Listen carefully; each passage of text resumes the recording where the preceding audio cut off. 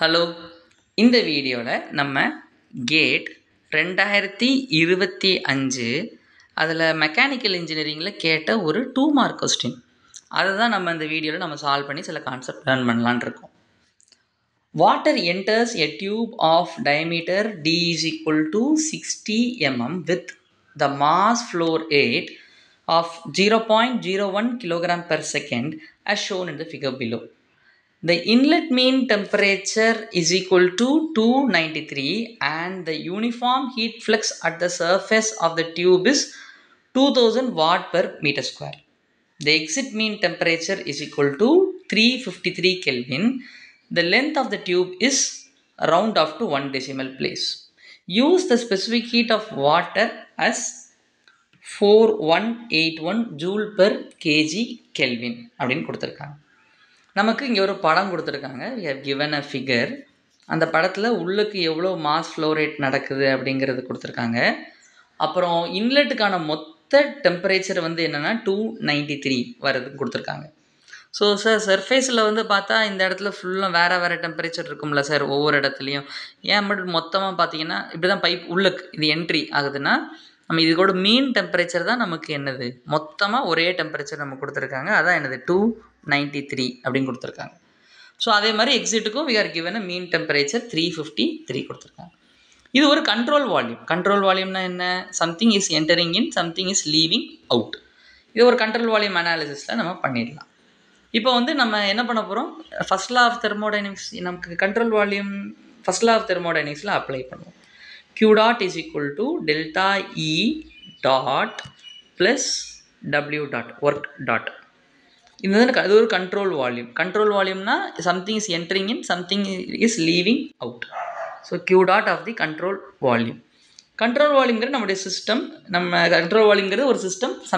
Some mass entrance in, some mass leaves out.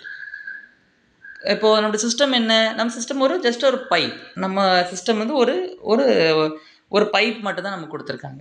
நம்ம control volume யார்? நமக்கு control volume is a pipe. So இந்த பைப்புக்குள்ளே ஏதாவது ஹீட் ட்ரான்ஸ்ஃபர் நடக்குதா? Yes, there is a heat transfer entering in. ஒரு வெளிப்புறத்துலேருந்து உள்ளுக்கு கான்ஸ்டன்ட் ஹீட் ஃப்ளக்ஸ் என்டர் ஆகுது. ஸோ நமக்கு பைப்புக்கு வந்து ஒர்க் டன் ஏதாவது இருக்கா? அந்த ஒர்க் டன் பொதுவாக ஷாஃப்ட் ஒர்க்காக தான் இருக்கணும். சரி, there is no work done by the pipe. வெளிலேருந்து ஒர்க்கும் வரல, உள்ளேருந்து வெளியே ஒர்க்கும் போகலை. ஸோ இப்போ Q டாட் ஈக்குவல் டு நமக்கு டெல்டா இ டாட் மட்டும்தான் இருக்குது. ஸோ டெல்டா இ டாட்டுங்கிறது என்ன? What is delta E dot? Delta E dot is equal to நம்ம என்ன எழுதலாம்னா the change in the potential energy plus change in the kinetic energy change in the enthalpy அப்படின்னு நம்ம எழுதிக்கலாம். என்தால்பி டாட் அதை மாதிரி எழுதிக்கலாம். ஸோ இங்கே பொட்டன்ஷியல் எனர்ஜி பற்றியோ கைனட்டிக் எனர்ஜி பற்றியோ எதுவும் கொடுக்காதனால we can neglect the change in potential energy and neglect the change in kinetic energy. So ஃபைனலாக நம்ம Q டாட் என்ன? நமக்கு Q dot is equal to heat transfer through the control surface. So control volume நம்ம எழுதும்போது Q dot நம்ம வெளியிலேருந்து உள்ளுக்கு வருது நமக்கு. இப்போ நம்ம கண்ட்ரோல் வால்யூத்தை நம்ம இது மாதிரி பொதுவாக டாட்டட் லைன் போட்டு நம்ம வரைஞ்சிக்கலாம். இப்படி ஒரு டாட்டட் லைன் போட்டு இதுதான் நம்முடைய கண்ட்ரோல் வால்யூம். கண்ட்ரோல் வால்யூம்னா எதை நம்ம ஆராய்ச்சிக்கு உட்படுத்துகிறோமோ அதை நம்ம டாட்டட் லைனில் நம்ம போட்டுக்கலாம். சரியா? இது ஒரு டாட்டட் லைனில் வரையும் பொழுது நான் அதை மட்டும் தனியாக நான் வரைகிறேன். நம்முடைய சிஸ்டம் யார்? ஒரு பைப்பு.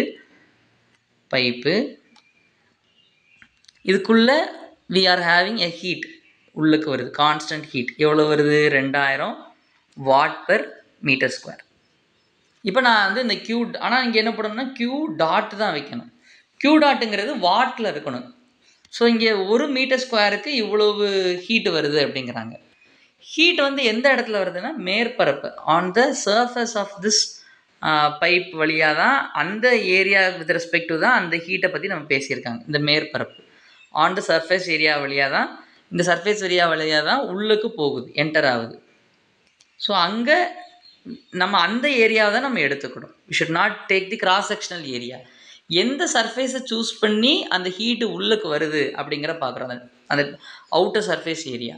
ஸோ அப்போ நான் என்ன பண்ண போகிறேன்னா I'm going to multiply the outer surface area. Outer surface area அதை நான் ஹீட்டாக எடுத்துக்க போகிறேன். It is entering the control வால்யூம்ங்கிறதுனால 2 ப்ளஸ் போட்டுக்கிறேன். 2000 இன்ட்டு ஏரியா மல்டிப்ளை பண்ணும்போது π dl. டயமீட்டர் கொடுத்துருக்காங்க. எவ்வளோ கொடுத்துருக்காங்க? 60 mm கொடுத்துருக்காங்களா? ஸோ பை டி 60 mmனா நான் மீட்டராக மாற்றிக்கிறேன், டிவைடட் பை 1000, 60/1000 அப்படின்னு எழுதிக்கிறேன். ஸோ வாட் ஹேப்பன்ஸ், இது ரெண்டும் கேன்சல் ஆயிடுச்சு.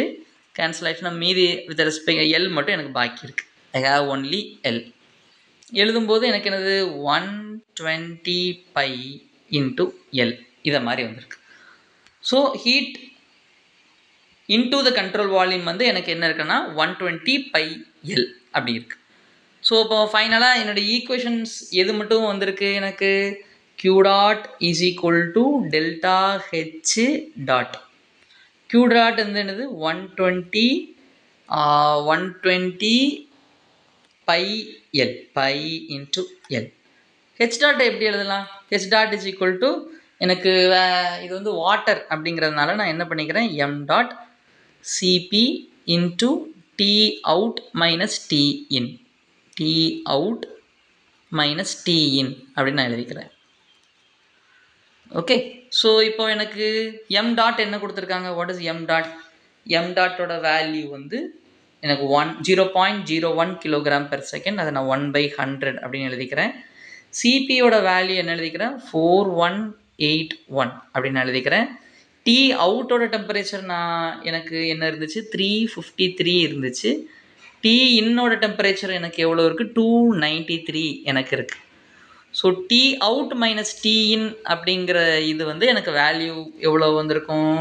60 கெல்வின் அப்படின்னு எனக்கு வந்திருக்கும்.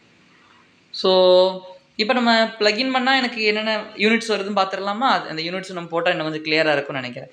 ரைட் சைடில் மாஸுக்கு எனக்கு kg/s, சிபிக்கு எனக்கு என்ன கொடுத்துருக்காங்க? 4187 ஜூல் பெர் கேஜி. செக் பண்ணட்டுமா?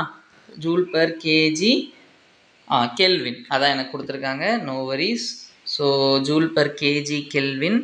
அப்புறம் எனக்கு சேஞ்ச் இன் டெம்பரேச்சரும் கெல்வினில் வந்துடுச்சு. ஸோ லெஃப்ட் சைடில் எனக்கு நான் வந்து எனக்கு யூனிட் என்ன இருந்திருக்குன்னா 2000க்கு வாட் பெர் மீட்டர் ஸ்கொயர். டயமீட்டருக்கு எனக்கு நான் மீட்டரில் போட்டேன். நான் எல்லுக்கு நான் சப்ஸ்டியூட் எல் தான் கண்டுபிடிக்க போகிறோம், அதனால் அது நமக்கு யூனிட் நமக்கு இப்போதைக்கு இருக்காது. ஓகே, ஸோ இந்த மீட்டர் நம்ம கேன்சல் பண்ணிட்டோம். ஸோ இங்கே எனக்கு கிலோகிராம் கேன்சல் ஆயிடுச்சு, கெல்வின் கேன்சல் ஆகிட்டு. ஸோ லெஃப்ட் சைடில் மொத்தமாக எனக்கு என்ன இருக்குது? ஜூல் பை செகண்ட் அப்படிங்கிறது தான் என்னுடைய யூனிட். லெஃப்ட் சைடில் மொத்தமாக நான் என்ன யூனிட் போடணும்? இதெல்லாம் மல்டிப்ளை பண்ணேன். சப்ஸ்டியூட் பண்ணதுக்கு மட்டும் யூனிட் போடுங்க, வேறு எதுக்கும் யூனிட் போட வேண்டாம். Joule by second. எனக்கு இங்கே எனக்கு என்ன யூனிட் வந்திருக்கும்? 120 பை எல்லுக்கு வாட் பை மீட்டர் இருக்கும். சரியா? Watt by meter. Okay, so இப்போ எல்லாத்தையும் நான் ரீஅரேஞ்ச் பண்ணட்டுமா? வாட்னா என்ன? Joule by second. லென்த்தை மட்டும் இந்த பக்கம் வச்சுட்டு மற்ற எல்லாம் நான் ரீஅரேஞ்ச் பண்ணுறேன். இஃப் ஐ கீப் லென்த் இந்த பக்கம், மற்ற எல்லாம் அந்த பக்கம் கொண்டு போகும் பொழுது what I have? 4181 into 60 divided by எனக்கு என்ன வந்திருக்கும்? 100 இருக்குமா?